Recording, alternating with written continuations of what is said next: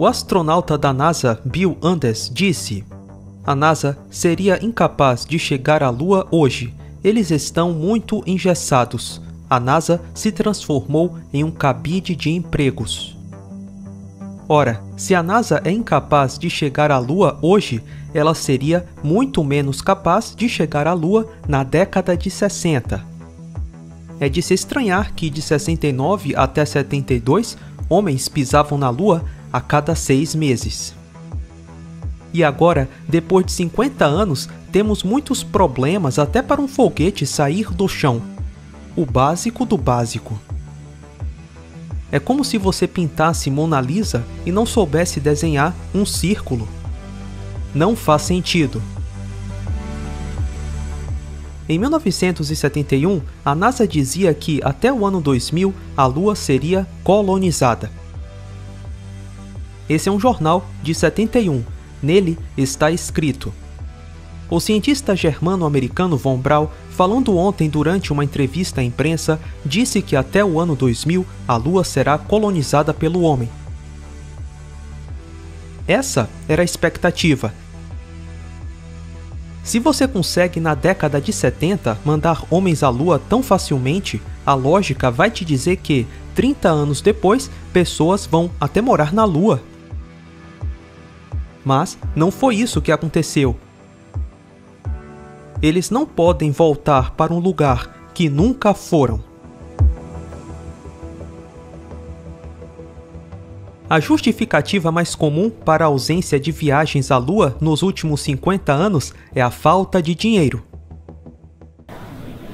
Because we didn't go there, and that's the way it happened. And if it didn't happen, it's nice to know why it didn't happen, so in the future, if we want to keep doing something, we need to know why something stopped in the past that we wanted to keep it going.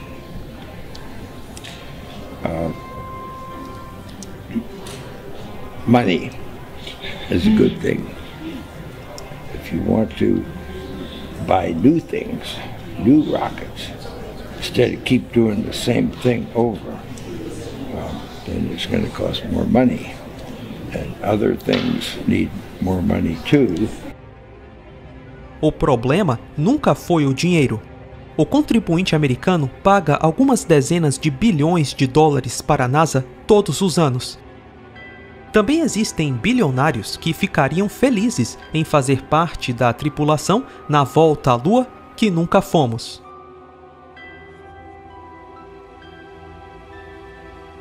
Micrometeoritos são pequenas rochas que têm o tamanho de uma partícula de areia até uma bola de gude.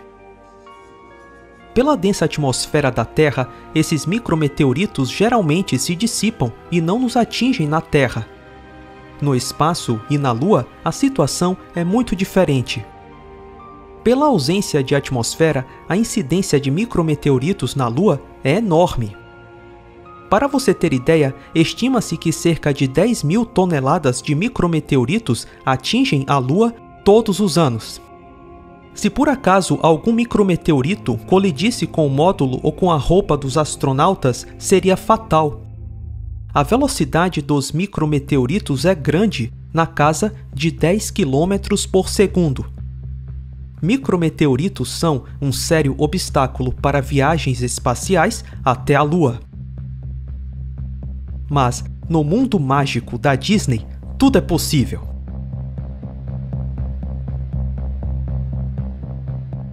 Veja essa concepção artística da NASA. Na reentrada, a cápsula Apollo ganha uma velocidade de 36.000 km por hora. A densa atmosfera da Terra faz com que a cápsula fique com uma cor vermelha. O atrito entre a cápsula e o ar é tão grande que faz com que a cápsula adquira temperaturas na ordem de 1700 graus Celsius. Todas as representações artísticas da NASA mostram a cápsula Apollo na reentrada com uma cor vermelha, deixando um rastro de fogo. Uma coisa curiosa é que não existem fotos, muito menos vídeos, dessas cápsulas Apollo no momento em que entram na atmosfera. E não apenas das Apollos, mas de qualquer missão espacial tripulada.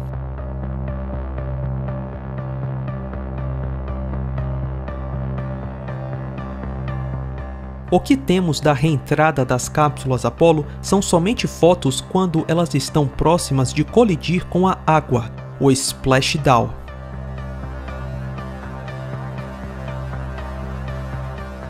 Nessas fotos, a cápsula não apresenta sinais de uma cor avermelhada na sua parte inferior e muito menos aparenta estar numa temperatura alta.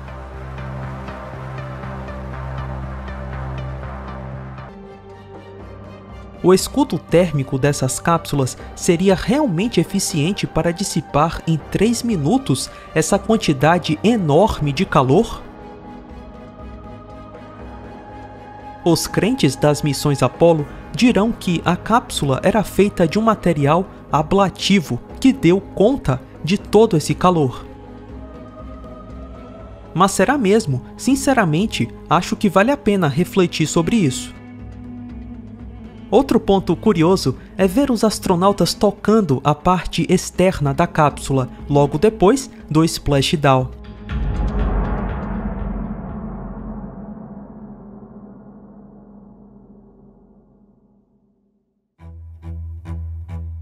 A reentrada é algo extremamente complicado. A cápsula não pode entrar na atmosfera de qualquer jeito. Ela tem que entrar com uma inclinação exata, um ângulo perfeito. Seria praticamente impossível que seres humanos dentro da cápsula corrigissem a inclinação com pequenos jatos em tempo real. Também, na época, não havia computadores de bordo que fossem poderosos para tal feito. Sem essa estabilização, a cápsula de comando começaria a rodopiar e sequer conseguiria pousar com o uso dos paraquedas. É difícil, muito difícil de acreditar.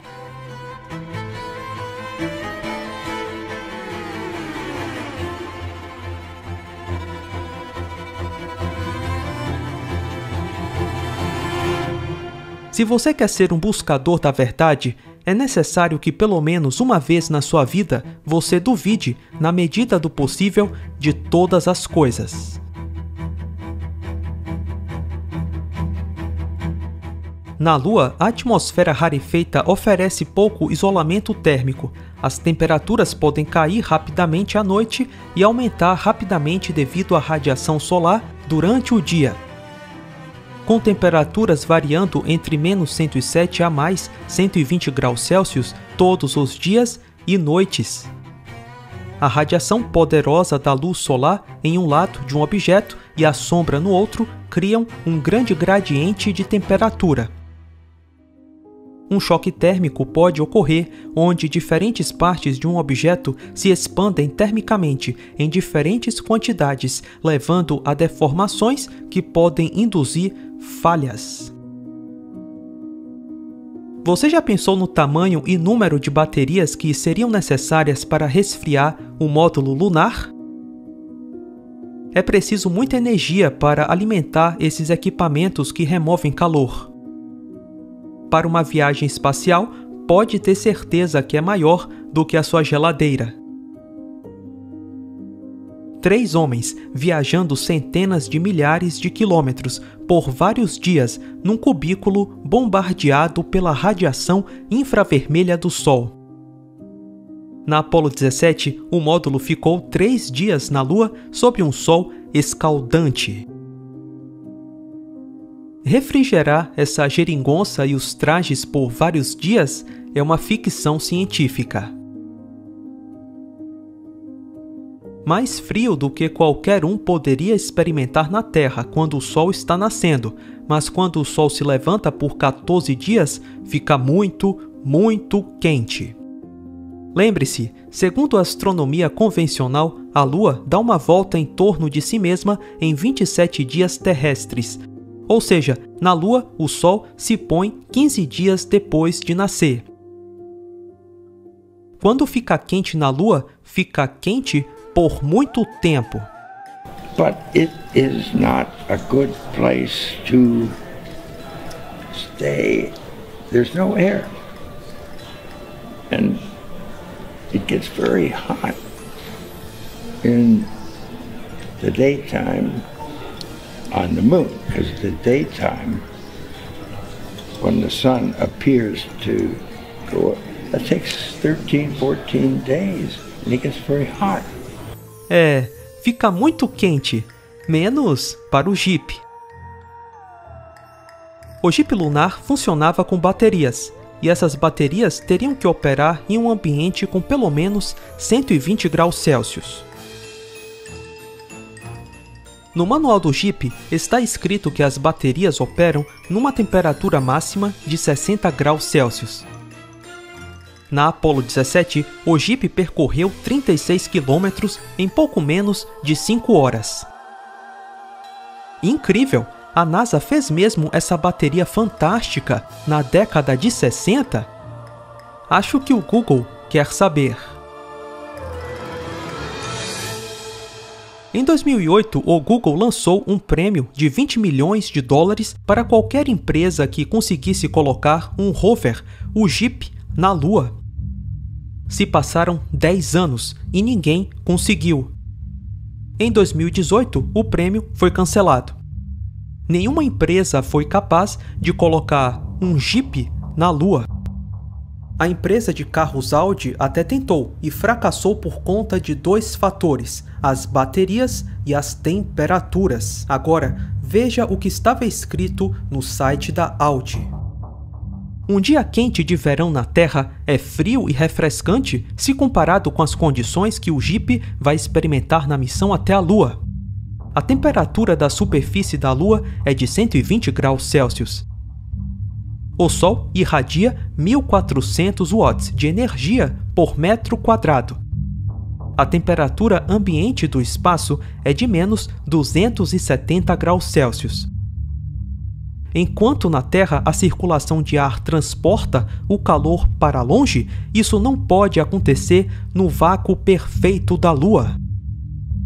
Isso significa que a questão-chave não é como nós podemos nos livrar do calor, mas sim como podemos evitar que o Jeep fique muito quente. As baterias que alimentam esse Jeep são sensíveis ao calor. Elas permanecem operacionais até temperaturas de 85 graus Celsius. Se ultrapassarem essa temperatura, elas vão sofrer danos irreversíveis. Seu funcionamento é vital para o sucesso da missão. As baterias estão bem protegidas dentro do Jeep, isoladas e cobertas pelo painel solar. No entanto, a questão crucial é: quanta energia será transmitida da superfície da Lua de 120 graus Celsius através das rodas para o corpo do veículo espacial e depois para as baterias? Calor de 120 graus Celsius vindo de baixo, 1.100 watts queimando de cima. Essas são condições extremas. Mas espera aí, as missões Apollo não resolveram isso há 50 anos? Quer dizer, hoje ainda estamos discutindo como fazer baterias que suportem as temperaturas da Lua?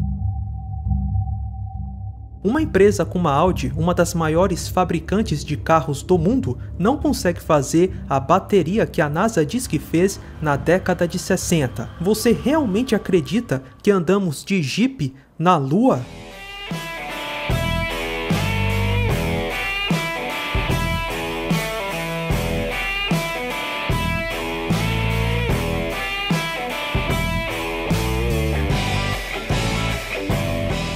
Eu quero acreditar, mas tá difícil, bem difícil.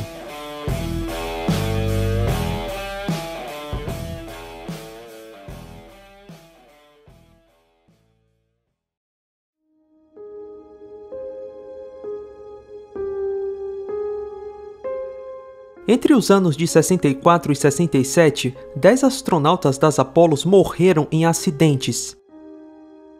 10 astronautas representavam 15% do corpo de astronautas da NASA na época. Um dos acidentes mais conhecidos é o da Apollo 1. Ouça agora os últimos momentos dos astronautas da Apollo 1.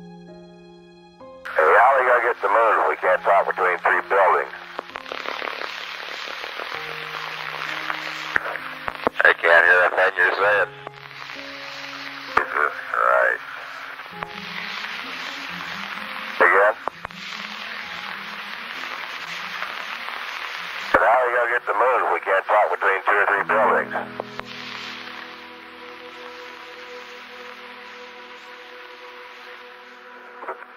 Hey! Oh, so far in the call strip.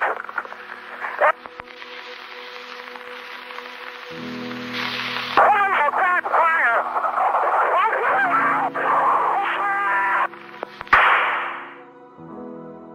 27 de janeiro de 67. Gus Grissom, Ed White e Roger Chaffee morreram dentro do módulo de comando da Apollo 1. Em memória daqueles que fizeram o último sacrifício para que outros alcançassem as estrelas. Uma estrada acidentada leva às estrelas. Vão com Deus, sucesso para a tripulação da Apollo 1.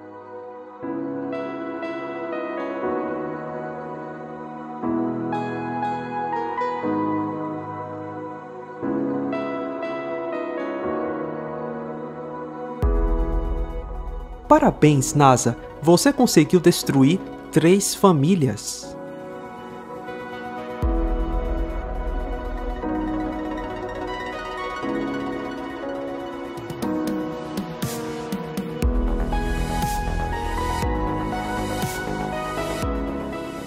Mas afinal, o que aconteceu? Era só um simples teste em solo e não um lançamento para o espaço. Segundo a NASA, foi uma tragédia. E foi uma tragédia apenas 3 semanas antes do voo planejado para o espaço. Se tratando da NASA, tragédia é sinônimo de incompetência e, quem sabe, até mesmo de sabotagem. Na simulação, devido a problemas técnicos, os astronautas tiveram que esperar por 2 horas para entrar na cápsula. Antes da contagem regressiva, os astronautas sentiram um cheiro estranho dentro da cápsula. Tudo vai começar de novo. A contagem regressiva para, a cápsula é aberta, amostras de ar são coletadas. Tudo de novo. Resultado? Nada. Então, feche a comporta mais uma vez, comece a contagem regressiva e 1 hora depois, pare de novo. O cheiro estranho continua na cápsula. Todo o procedimento, de novo, pegue amostras de ar, analise elas, resultado, nada. Depois disso, apareceram os problemas com as comunicações de rádio. Por fim, a cabine pega fogo.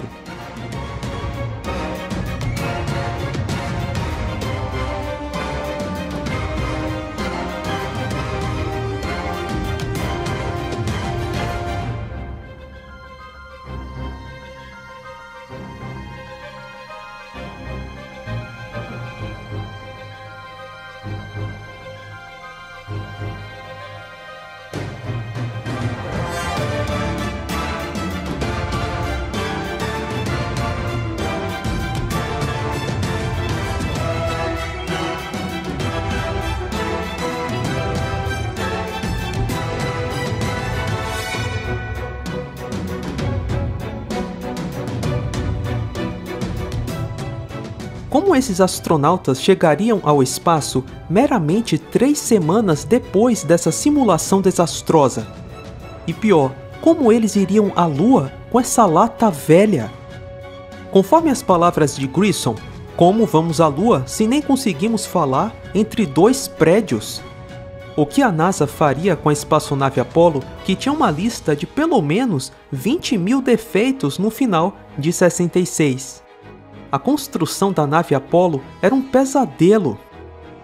O escritor de aviação, Eric Berghaus, dizia que, apesar do trabalho dos melhores engenheiros e de um orçamento quase sem fim, a NASA havia produzido um veículo cheio de problemas. O astronauta Gus Grissom também tinha essa percepção. Em uma entrevista, Grissom descreveu a nave Apollo como um balde de parafusos. "Eu tenho uivado no deserto por anos", disse ele. Grissom recebeu ameaças de morte. E essas ameaças foram concretizadas com o acidente da Apollo 1. Alguém pode ter decidido silenciar o astronauta que resmungava. Gus Grissom foi vítima de um complô. E quem diz isso é o seu filho, Scott. I think it was intentionally sabotaged by someone. It's been a question in my mind, what was found in the accident investigation and how was that handled? Was the CIA involved or whoever? But it was done intentionally. Gus gave his life for this program, and I feel like that it is up to NASA to come forward and give us a direct answer to what really happened. O filho de Grissom, agora com mais de 50 anos, não acredita que a morte de seu pai foi um mero acidente. Foi um ato deliberado de sabotagem. Não faço ideia se foi feito por uma pessoa ou 50. Foi muito bem feito. O primeiro homem a ter pisado na Lua não era para ter sido Armstrong, mas sim Gus Grissom. O principal astronauta da NASA não era Armstrong, mas Grissom. Foi Grissom, não Armstrong, que realizou o maior número de voos no espaço. Mas Grissom não pôde ser o primeiro homem a pisar na Lua, afinal, ele morreu antes da Apollo 11. Ele dizia publicamente que a Apollo era só uma sucata velha. Gus Grissom se tornou quase que um inimigo da sua empregadora, a NASA. Relatórios de problemas na Apollo 1 foram fornecidos por Thomas Ronald Barron, um inspetor de segurança. Em depoimento, Barron disse que viu todo tipo de má gestão, incompetência e pessoas bêbadas no trabalho da Apollo 1. 4 dias depois do seu testemunho ao comitê investigativo do acidente da Apollo 1, Barron e sua família morrem num alegado acidente de carro contra um trem. Contrariando a lei estadual da Flórida, o corpo de Barron e da sua família, esposa e enteada, foram imediatamente cremados. Receio que o público tenha a imagem errada em suas mentes quando pensam no projeto Apollo. Eles provavelmente acreditam que todos sabem exatamente o que estão fazendo em todos os momentos. Eles provavelmente também acreditam que o trabalho aqui, nos complexos de lançamento, é feito de maneira rotineira. Eles estão errados. Perante o Congresso americano, Barron disse que os astronautas levaram muito mais tempo para morrer do que foi dito pela NASA. Os astronautas relataram uma fumaça 10 a 12 minutos antes da cápsula pegar fogo. 10 minutos seria tempo suficiente para interromper o teste e abrir a cápsula rapidamente. Um funcionário presente nesse momento disse a Barron que os astronautas lutaram por 5 minutos para abrir a escotilha. Ao contrário do que foi dito pela NASA, os astronautas não ficaram inconscientes apenas depois de alguns segundos do incêndio. Se eles tiveram uma morte rápida, então por que o edema pulmonar foi uma das causas da morte? Demora de 15 a 20 minutos para uma pessoa saudável desenvolver edema pulmonar. Se você morre rapidamente em um incêndio, os sinais de edema pulmonar nunca se desenvolvem. A tripulação estava viva por pelo menos 15 minutos e não teve nenhum esforço para reviver qualquer um deles, para não perturbar a cena. Há alguns anos, o filho de Grissom teve a ideia de visitar os destroços da cápsula que foi armazenada pela NASA. O filho de Grissom não estava procurando nada em particular, A sua intenção era apenas ver se a cápsula poderia ser exibida no museu. Mas ele foi surpreendido quando viu uma pequena placa de metal acoplada a um interruptor que foi retirado da cápsula. Somente esse interruptor foi retirado, todos os outros permaneceram no mesmo lugar. Scott passou a acreditar que a introdução desse interruptor gerou um curto-circuito na cápsula e isso fez com que ela pegasse fogo. O acidente da Apollo 1 foi então investigado mais uma vez, 33 anos depois da tragédia. Investigado por quem? Pela NASA, é claro. O objetivo da investigação era saber qual foi a origem daquela pequena placa de metal vista por Scott no interruptor da cápsula. Scott não estava mentindo.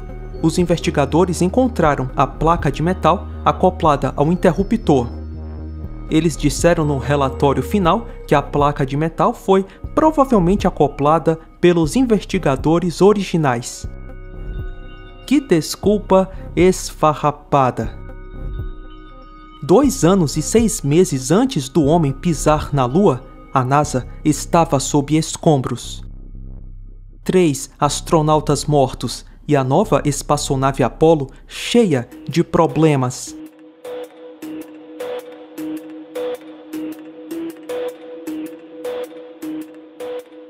Depois do acidente da Apollo 1, os voos tripulados das Apolos foram adiados por 1 ano e 9 meses, de janeiro de 67 até outubro de 68.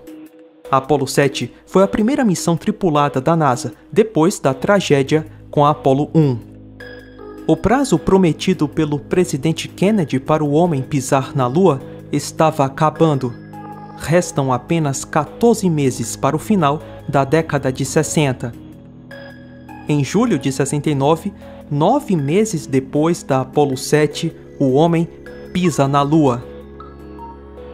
Será mesmo que a NASA saiu dos escombros e em apenas 9 meses conseguiu fazer o que ninguém repetiu até hoje? O que ninguém conseguiu repetir em 50 anos, a NASA fez em 9 meses. Apenas 9 meses do primeiro voo tripulado desde a Apollo 1, não só a cápsula, mas a configuração de todo o foguete, incluindo o módulo lunar, teriam que estar funcionando perfeitamente e de forma confiável. Que grande performance! Parabéns, NASA! Eu tenho que admitir, essa é uma das maiores farsas da história humana.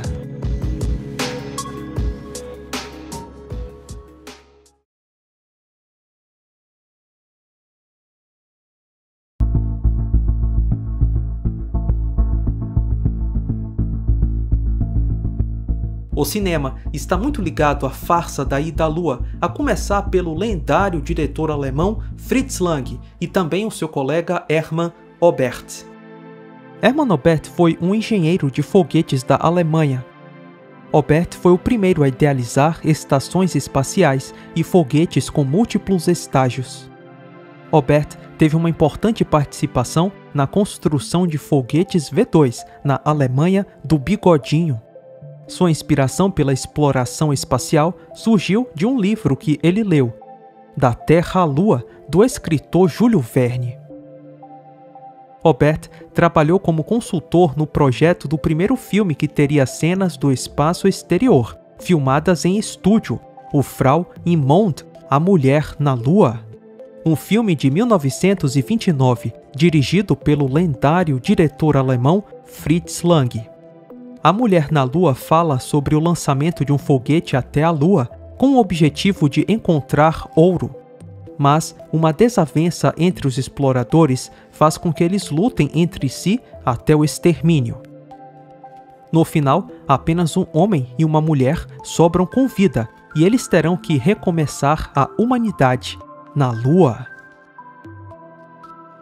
As viagens espaciais através de foguetes foram apresentadas às massas pela primeira vez através desse filme.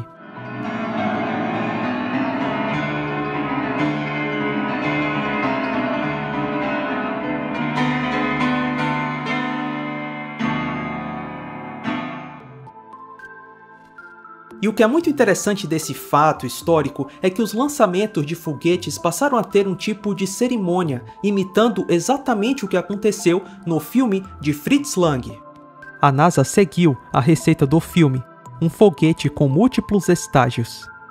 À medida que o foguete sobe e queima combustível, descarta um estágio e o próximo estágio é ligado, levando a tripulação para a distância. O foguete do filme da década de 20 de Lang, A Mulher na Lua, tinha 3 estágios. O Saturno V também tinha 3 estágios.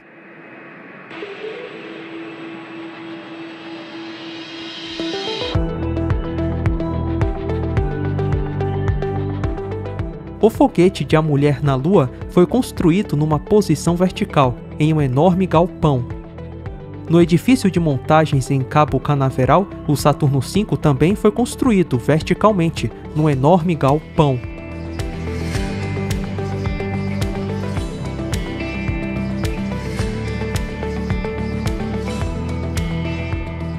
O foguete de Lang saía do galpão até a base de lançamento, levado por um veículo de esteiras. Da mesma forma, a NASA fez com o Saturno V.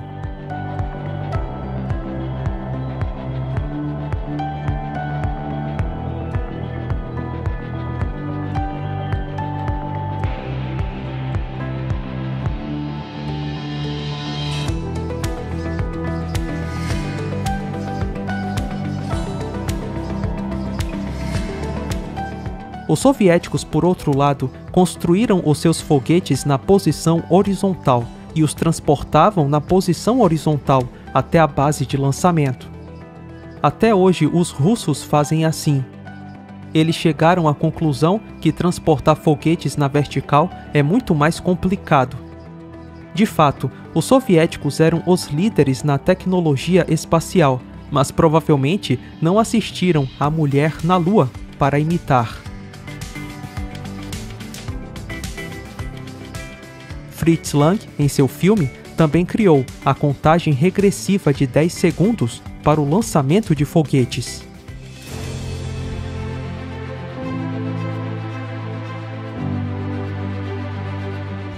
Esse foi um dos momentos mais dramáticos e tensos do filme.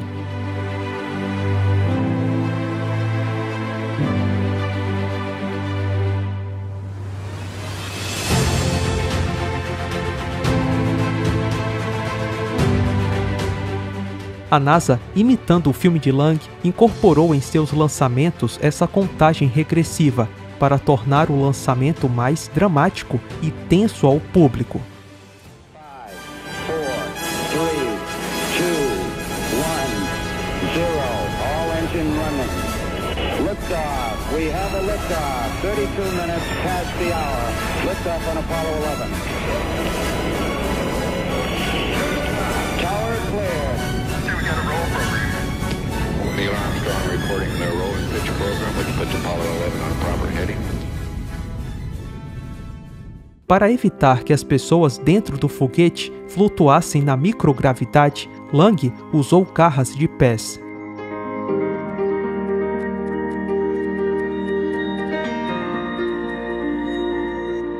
A mesma coisa a NASA faz hoje na estação espacial.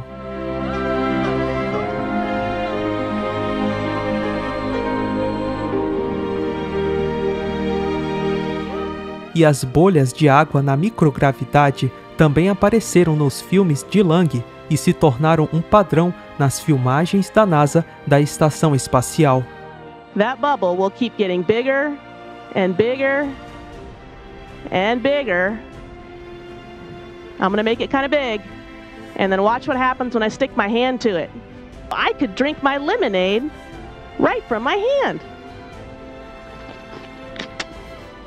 Oh, and look, I almost lost my drink bag. If you turn your back, everything floats away. Oh, there goes water everywhere. Okay. Floats away. Oh, there goes water everywhere. Floats away. Oh, there goes water everywhere. Floats away. Oh, there goes water everywhere. Water is also very dangerous on the space station because we have a lot of electricity. So we need to be very careful. E por fim, uma das cenas mais memoráveis do filme, orbitando a Lua e vendo a Terra à distância. uma cena imaginada em 1929 e supostamente concretizada 40 anos depois com Apollo 11.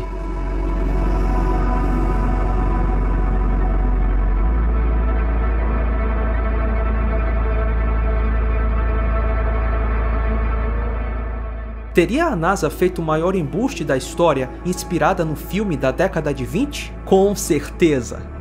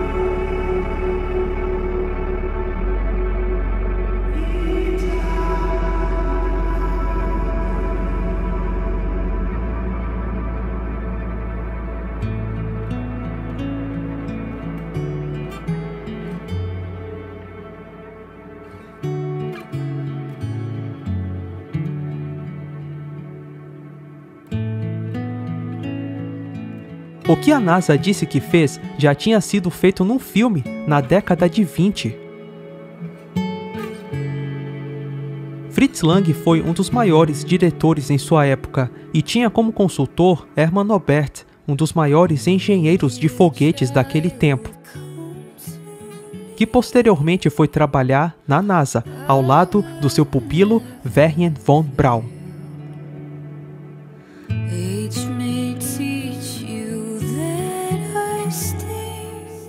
Hermann Oberth foi o primeiro que, quando pensando na possibilidade de espaçonaves, foi além e apresentou conceitos e desenhos fundamentados. Particularmente, devo a ele não somente ser uma inspiração na minha vida, como também permitir meu primeiro contato com aspectos teóricos e práticos dos foguetes e viagens espaciais. Entre 55 e 58, Oberth, junto com von Braun, contribuíram no lançamento do primeiro satélite americano, o Explorer 1. Oberth e Braun eram dois cientistas do Bigodinho que foram empregados pelo governo americano. Na Alemanha do Bigodinho, von Braun e Oberth produziram um filme promocional para convencer o Bigodinho a financiar a construção de foguetes. O filme foi feito com cenas bem-sucedidas do lançamento de foguetes de von Braun e Oberth, junto com cenas de A Mulher na Lua, de Fritz Lang. E eles apresentaram esse vídeo para o Bigodinho como se fosse um vídeo 100% real. Impressionado com o projeto, o Bigodinho ordenou que a pesquisa de von Braun e Oberth fosse financiada sem qualquer limite, custeando todo o desenvolvimento. Bigodinho escalou Domberger para chefiar o departamento de armas alemão, que vigiaria o projeto de foguetes de Braun e Oberth. Anos mais tarde, Domberger foi para os Estados Unidos trabalhar na NASA. I believe you were forced to join the Nazi Party, as I understand it. No, this isn't quite right. I got a letter one fine day which said, "We understand you would like to join the party."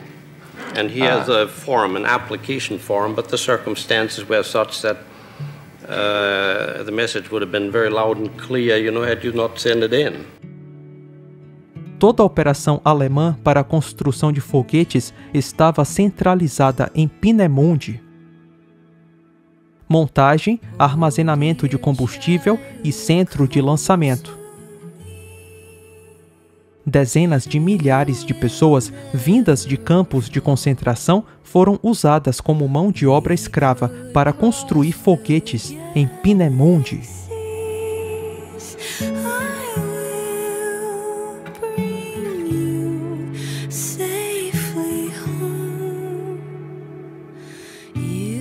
E antes de um lançamento bem-sucedido, muitas tentativas fracassadas tinham acontecido.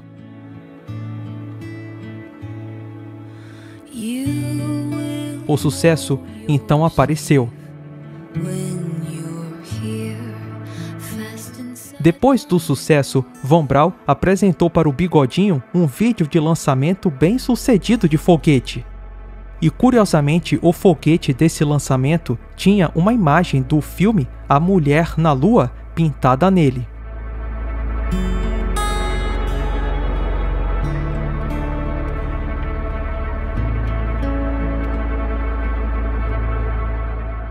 At the end of the film, he abruptly said, we have something pretty formidable here, and ordered immediately the highest priority to put the thing into quantity production.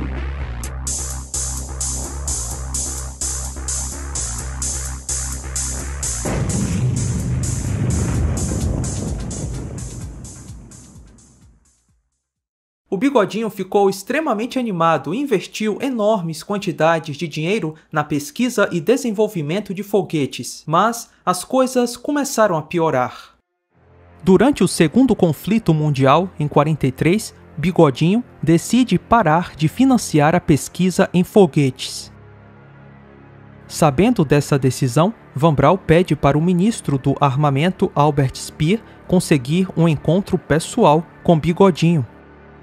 Von Braun vai pessoalmente para um dos maiores quartéis-generais da Alemanha do Bigodinho, a Toca do Lobo. Na Toca do Lobo, Von Braun mostra para Bigodinho modelos de foguetes produzidos em fábricas subterrâneas. A produção em massa de bombas e foguetes V2 poderia ser a vitória da Alemanha na Segunda Guerra Mundial. Von Braun foi tão convincente na sua apresentação que Bigodinho decide continuar a financiar o projeto. Bigodinho até ordenou que Von Braun fosse condecorado. Von Braun, were you aware that there was a slave camp near the plant you worked in Germany? Well, you are misinformed. The slave camp was about 400 miles from where I worked because I was in charge of the development of the V2 rocket, which took place in Peenemünde on the Baltic, and this slave camp was in central Germany in the Harz Mountains. Were you aware that there were any atrocities taking place there? I learned later on that there were atrocities taking place there, but I was not involved in this whole operation. Nessa foto, você pode ver Von Braun com a roupa da polícia do Bigodinho em uma das fábricas de foguete subterrânea.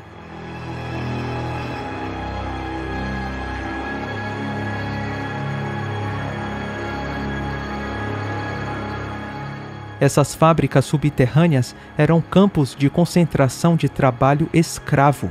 Dezenas de milhares de escravos, esqueléticos e sem ver a luz do sol, trabalhavam incansavelmente para construir foguetes de Von Braun que ceifaram a vida de milhares de britânicos e outros aliados. Sim, a farsa da Ida à Lua tem um pano de fundo bem sombrio.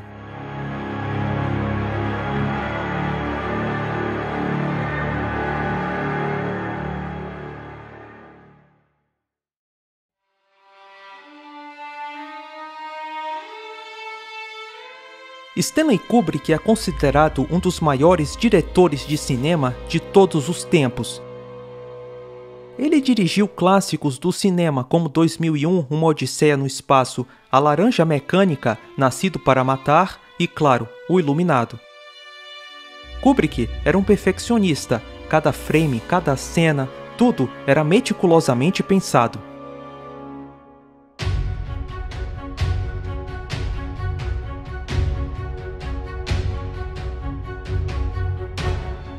E para aumentar o seu perfeccionismo, Kubrick desenvolveu uma técnica de filmagem chamada projeção frontal, que combina o primeiro plano com imagens filmadas no fundo.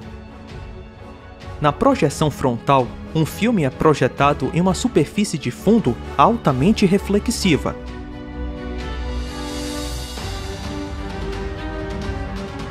Em seus filmes, Kubrick usava a projeção frontal.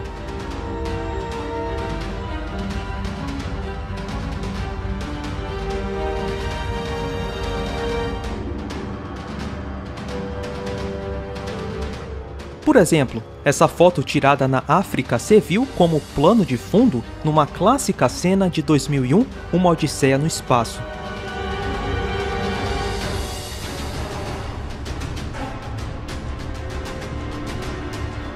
Se me dissessem que essa foto foi feita com projeção frontal, eu acreditaria. Você claramente pode ver que existe uma linha que separa o primeiro plano do plano de fundo. A divisão entre o primeiro plano e o plano de fundo não é natural. Se isso parece uma projeção frontal, com certeza.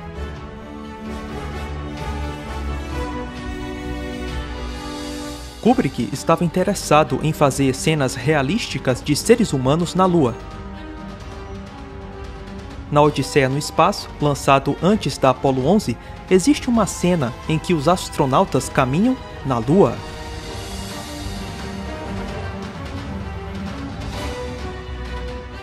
Na época, Kubrick seria a escolha perfeita para dirigir Homens na Lua. Ele era um visionário e já tinha a experiência na ficção científica. Numa foto em 65, vemos Kubrick ao lado de conhecidos nomes da NASA. À esquerda de Kubrick, Donald Slayton, um dos astronautas originais da NASA. À direita de Kubrick, George Miller, administrador da NASA e considerado o pai dos ônibus espaciais. Curiosamente, a NASA estava envolvida na produção do filme 2001, Uma Odisseia no Espaço. Faz sentido, afinal o filme serviu de propaganda para a ida à Lua. Além de 2001, o filme Barry Lyndon conecta Kubrick com a NASA. Kubrick queria filmar Barry Lyndon apenas com luz natural. Isso seria muito difícil porque haviam cenas escuras iluminadas só com velas. Para resolver esse problema, Kubrick teve que comprar lentes que foram usadas pela NASA para fotografar o lado escuro da Lua. Essas lentes foram criadas para a NASA, usando o projeto Apollo, e depois as lentes foram modificadas para Kubrick usar no filme Barry Lyndon. Essa é uma conexão interessante entre a NASA e Kubrick. Ok, agora vamos falar de O Iluminado. O Iluminado conta a história de um escritor chamado Jack Torrance. Ele enlouquece enquanto atua como zelador em um hotel isolado. No início do filme, é revelado que o zelador anterior a Jack também enlouqueceu e matou a esposa e filhas. O jovem filho de Jack tem um poder sobrenatural chamado Shining. Jack torna-se cada vez mais desequilibrado por estranhas forças sobrenaturais que habitam o hotel e começa a ter visões perturbadoras, até que perde completamente a sanidade mental. Existe uma teoria que diz que Kubrick foi abordado pela NASA para falsificar as filmagens da Apollo 11, no caso dos astronautas não chegarem à Lua. Atormentado pela culpa da mentira, Kubrick então decide colocar uma confissão da farsa no filme O Iluminado. Ok, essa é a teoria, e agora vamos especular. Jack representa o próprio Kubrick, e o gerente do hotel representa o presidente Kennedy, que foi o gerente dos Estados Unidos, vamos assim dizer, quando começou o programa Apollo. Ok, vamos especular um pouco mais. Na cena, o peitoril da janela e as cortinas se assemelham a um palco. E nesse palco tem uma estátua de águia. Você se lembra como se chamava o módulo lunar? Águia. Simbolicamente, essa águia representa o módulo lunar em um palco. O mais notável da cena é que o próprio Kubrick aparece nela. Esse é o Kubrick no palco do módulo lunar. Uma charada. Ei, tá vendo? Eu participei da farsa.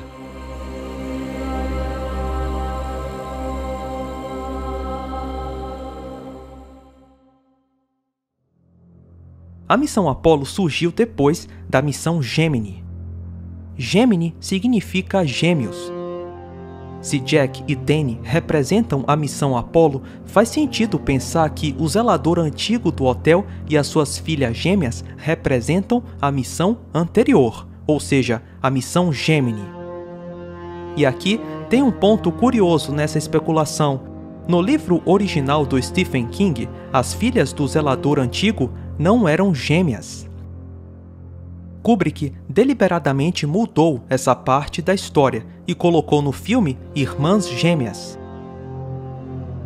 Será que ele fez isso como uma referência à missão Gemini da NASA?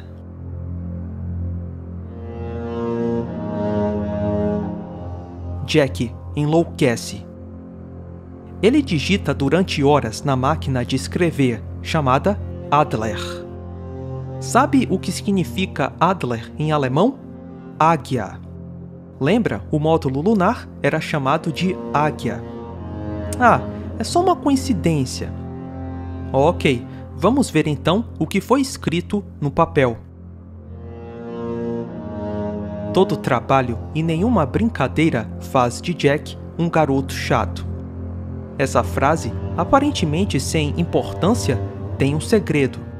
Note que na máquina de escrever, a letra L minúscula e o número 1 são representados pelo mesmo caractere.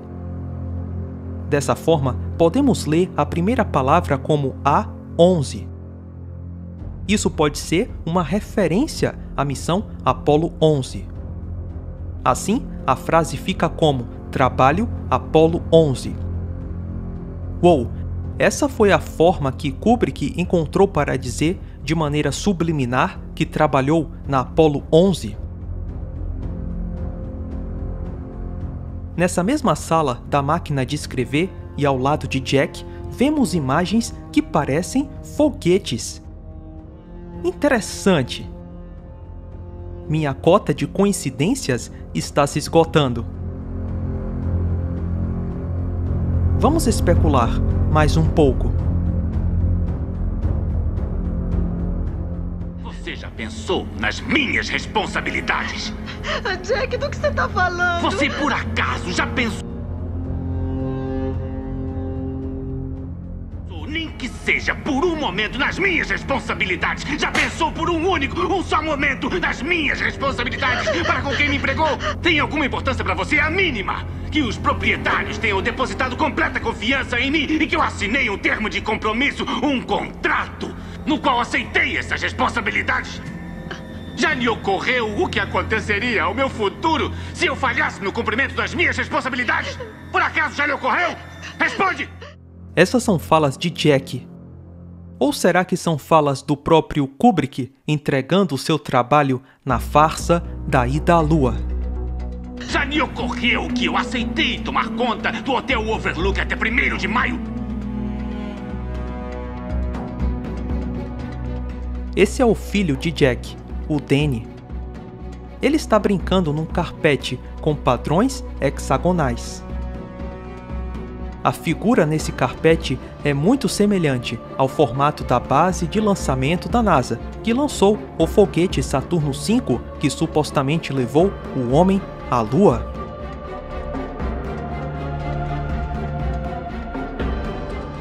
Esse mesmo carpete foi utilizado em um filme da Disney, o Toy Story. Buzz percebe que não é um astronauta de verdade. Ele tenta voar e cai.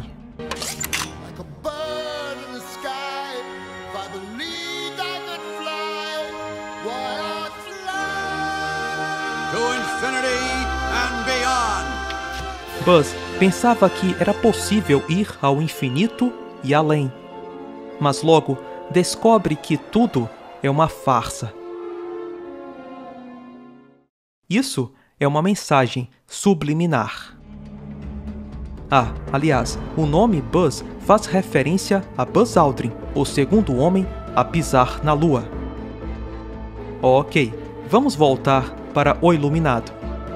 Danny se levanta lentamente e é revelado para nós que ele está vestindo um suéter com uma imagem de foguete e a palavra Apollo 11. Uau! Danny pode representar o próprio Kubrick, ajoelhado, submisso ao seu trabalho no centro de lançamento, simbolizado pelo hexágono no carpete.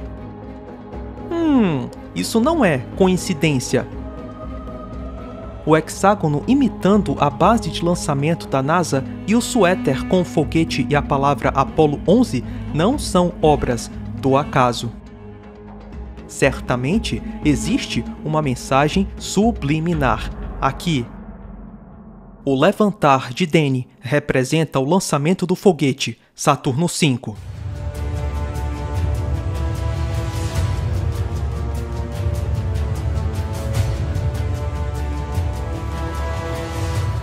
Danny então caminha até o quarto 237.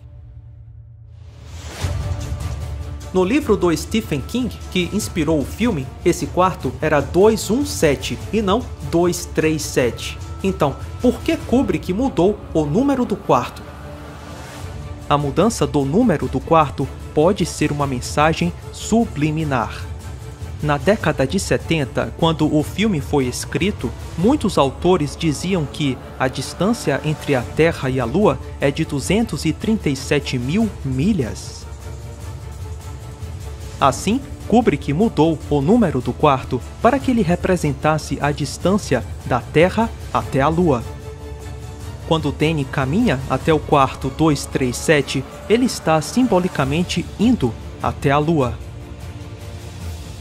Ele caminha até o quarto, depois do lançamento do foguete. Uma lua que na verdade era só um set de filmagem.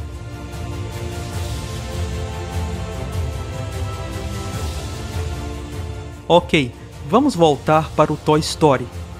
Em Toy Story, o número 237 aparece mais de uma vez. No computador, no caminhão de lixo e na câmera da creche. Note que na câmera está escrito Overlook 237. Overlook é o nome do hotel de O Iluminado. O hotel do quarto 237.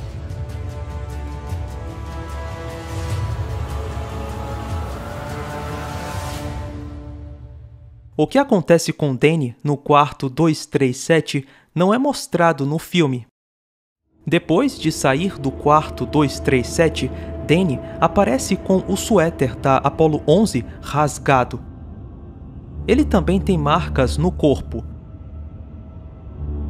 Danny se recusa a falar o que aconteceu no quarto 237. Isso pode ser uma mensagem subliminar. As ameaças que Kubrick sofreu para manter o segredo da farsa. Ninguém pode saber o que aconteceu no set de filmagem da Lua.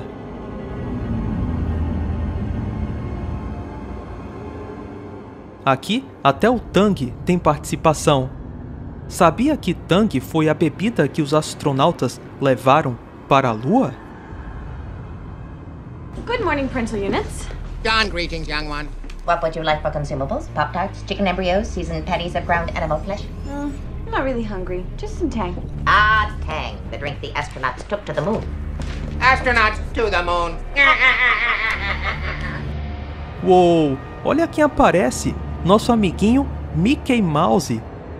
Suéter com o Mickey e depois com o foguete Saturno V, para mostrar a conexão entre a NASA e a Disney.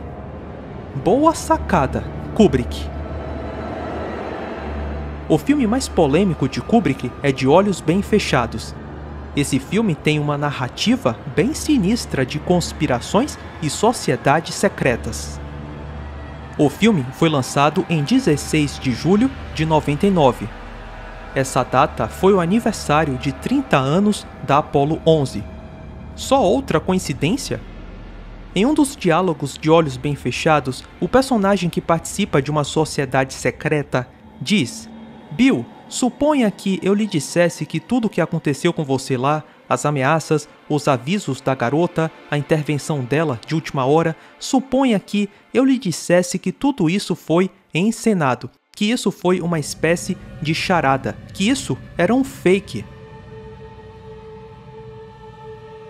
Então, Bill diz: por que eles fariam isso? O cara da sociedade secreta responde: para assustar você, para manter você quieto sobre onde você esteve e o que você viu.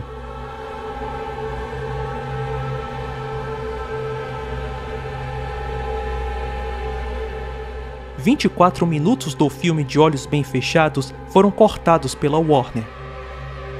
Por quê? O que eles não queriam que você soubesse? 5 dias depois de mostrar o corte final do filme, Kubrick morre de um ataque cardíaco. Kubrick, o diretor de 2001, Uma Odisseia no Espaço, morreu exatamente 666 dias antes do 1º de janeiro de 2001, o primeiro dia do século XXI. É tudo uma grande coincidência? Eu acho que não.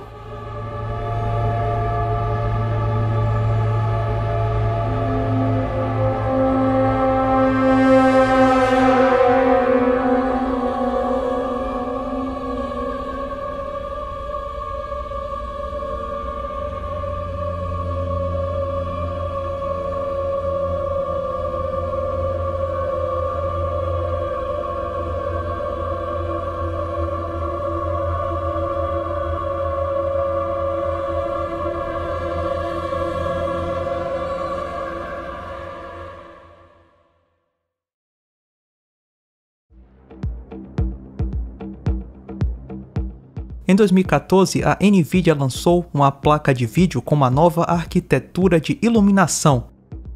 E como propaganda, essa novidade foi vendida para provar que o homem pisou na Lua. A Nvidia contesta a teoria da conspiração de que o homem não pisou na Lua em 69. A fabricante criou uma réplica visual da Apollo 11. A Nvidia selecionou essa foto de Buzz Aldrin descendo a escada do módulo lunar. Os críticos das Apolos, como eu, alegam que Buzz Aldrin não poderia estar tão bem iluminado, afinal, ele está totalmente coberto pela sombra do módulo. With that technology, we looked for what's the opportunity to show this off. And there's this very famous photograph of Buzz Aldrin as he was descending the ladder of the lunar module when they landed on the moon. A Nvidia, então, tentou reproduzir essa foto. Para isso, ela coletou dados sobre o albedo da Lua. O albedo é a quantidade de luz que um material reflete. O programador da Nvidia disse ter usado um albedo de 12% para o solo lunar e de 90% para a roupa do astronauta Armstrong, que estava ao lado do Buzz Aldrin, que descia a escada. It makes sense when you look at, the albedo value, which is the amount of light that's reflected into your eye, basically, from a surface. For the lunar soil is around like 12%, but the suits, because they're like a Teflon-coated material, they're around 80 to 90%. O próximo passo agora é verificar se o albedo da demonstração da Nvidia tem realmente 12%, como o programador falou.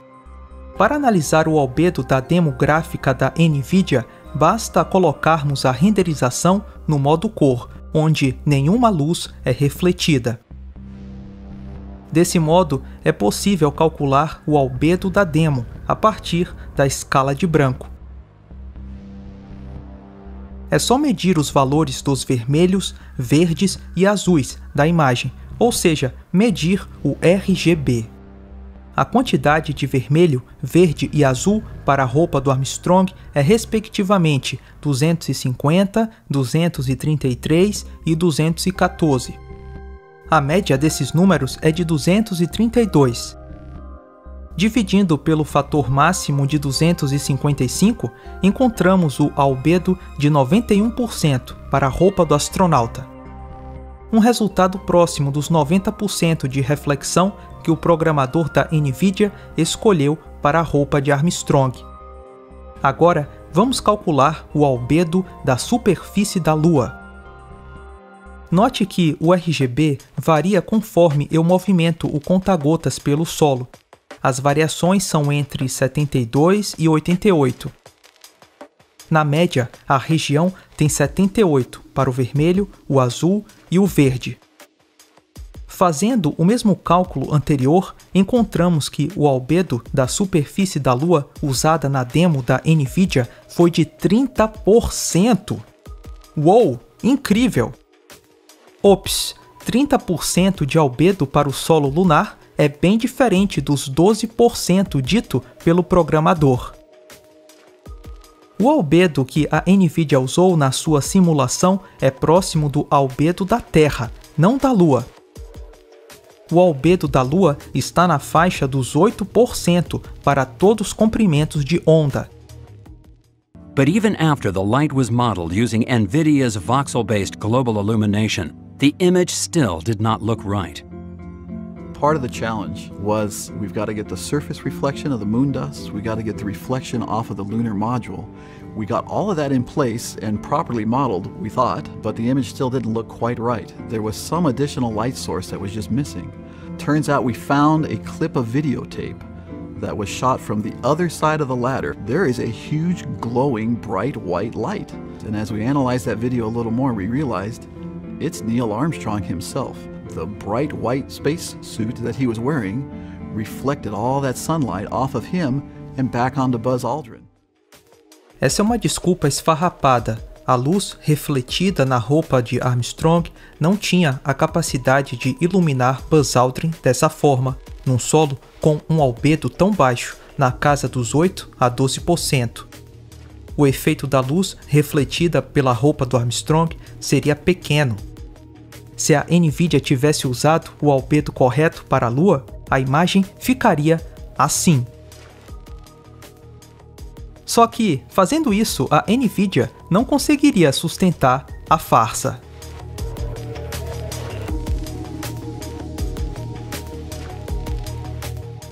O que a NVIDIA fez tem nome, fraude. Eles aumentaram o albedo para que a demonstração ficasse parecida com a foto da NASA. Fraude. Que fraude? O valor de 30% que a NVIDIA usou está muito longe do albedo da Lua. 30% para o albedo está próximo do albedo do cimento. E sabe quem utilizou cimento para imitar a superfície da Lua? Os Mythbusters. Em 2008, antes da simulação da NVIDIA, os Mythbusters também tentaram reproduzir essa foto. Eles disseram que usaram um material com albedo parecido ao da superfície da Lua. Mas isso foi uma mentira. The only missing component is a moon dust analog that accurately reflects the reflective quality of the real stuff. To make our version of regolith, we used Portland cement. O cimento Portland tem um albedo de 35%. Mesmo usando um material com um albedo muito maior do que o tal regolito, eles não conseguiram reproduzir fielmente a foto do astronauta descendo o módulo. Ficou muito diferente. Se eles usassem um material com um albedo próximo do solo lunar, o astronauta seria totalmente coberto pela sombra. Mas fazer o que, né? Vale tudo para sustentar a farsa. Dois cineastas russos altamente qualificados tentaram reproduzir a foto da NASA e decidiram comparar com os resultados dos Mythbusters. Diferente dos Mythbusters, os cineastas russos usaram corretamente o albedo para o solo. Vestiram roupas escuras e cobriram completamente o braço do operador da câmera.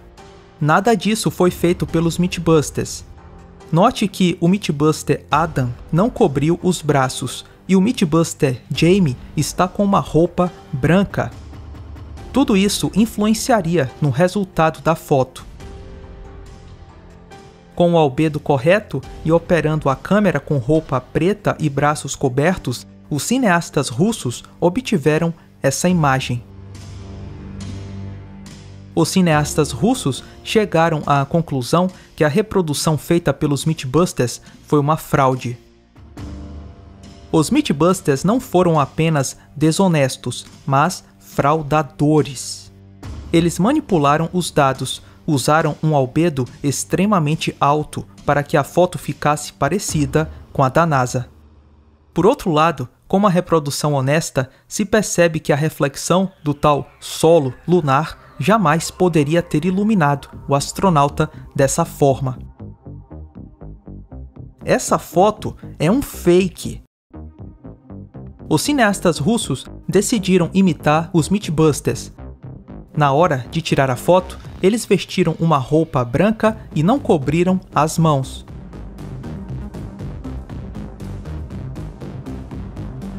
E o que aconteceu?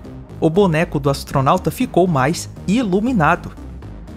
A simples presença de um cara com uma roupa branca no set foi capaz de alterar toda a iluminação, deixando ela mais próxima da foto da NASA. É muito fácil sustentar uma farsa na base da fraude. Os cineastas russos perceberam que, com o uso de uma luz adicional, é possível simular a foto da NASA. Um refletor grande e próximo do módulo, para que o astronauta não fosse coberto pela sombra. A NVIDIA e os Mythbusters esqueceram de uma coisinha: reproduzir esse ponto de luz na bota de Buzz Aldrin. Essa foto foi analisada profissionalmente pelo PhD em Física e especialista em imagens digitais David Groves. Ele, junto com o fotógrafo David Percy, da Sociedade Real de Fotografia, chegaram à conclusão que a reflexão do solo lunar jamais poderia ter produzido esse ponto de luz. David Groves of Quantec Image Processing, using the technological resources at his command, has traced this secondary light source and been able to calculate exactly where an additional light was placed in relation to the camera. If you magnify the photograph and look at the boundary of the porch through which the astronaut is exiting, you can see a fine shadow line around the porch perimeter. This shadow line shows that you have a well-localized source of light to the right of the camera. Most interestingly, there is a hot spot on the heel protector of the astronaut's right-hand boot. This allows us to do some quantitative measurement. We had access to one of these boots with a heel protector from which we could measure very accurately the curvature of that heel protector. Knowing again the focal length of the camera lens, the position of that hotspot on the heel protector and the orientation of the boot in the photograph, we could determine the light path to that source of illumination. The light source is between 24 and 36 centimeters to the right of the camera, an ideal position for artificial lighting.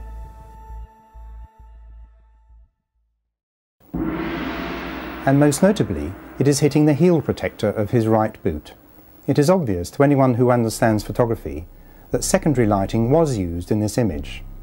The reflectivity of the lunar surface, incidentally, is so low that it doesn't even manage to illuminate the rocks on the surface near to the ground.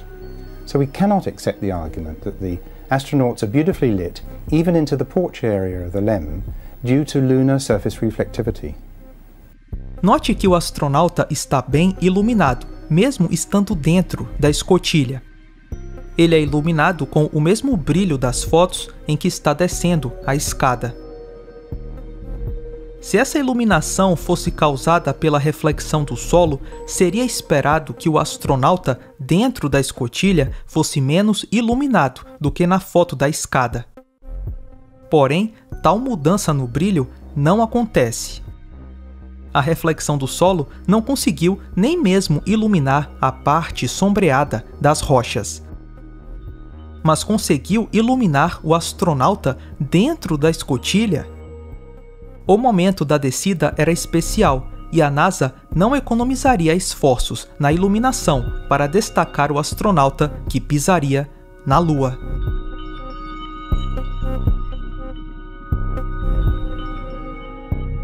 O sistema sob a face da NVIDIA e Mythbusters jamais diria que não fomos à Lua, mesmo que as evidências apresentem isso.